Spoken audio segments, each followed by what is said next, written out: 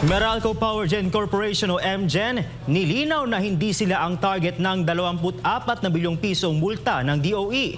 Narito ang balita ni Angel Pastor.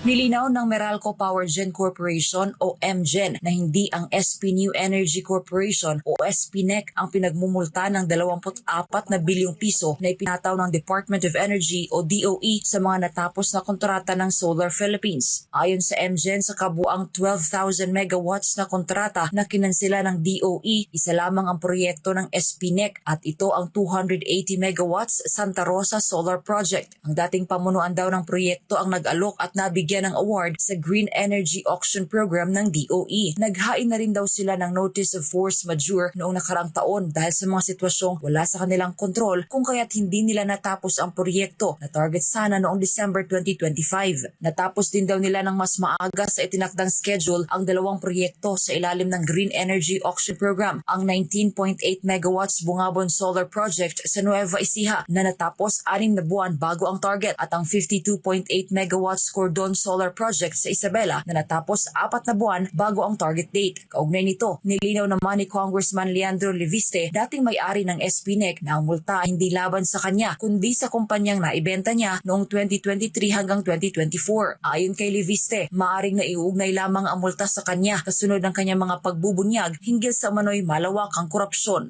Hindi po sa akin ipinataw ang multa. Ako po ay nagbenta ng kumpanya noong 2023 and 4.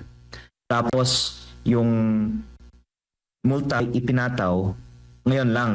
Baka dahil, I'm not alleging this, I'm just saying nagkataon, ito po ay kasunod ng aking pagbunyag ng certain things. Para sa Diyos at Pilipinas kong mahal, Angel Pastor, SMNI News.